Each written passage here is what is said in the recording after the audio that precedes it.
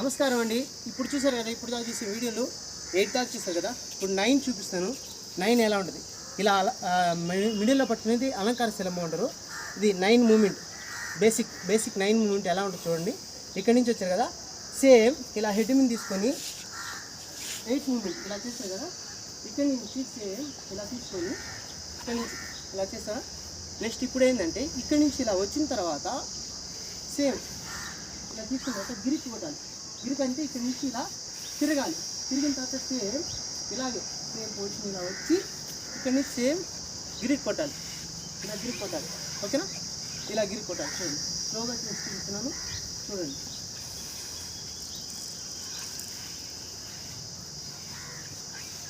ఓకేనా?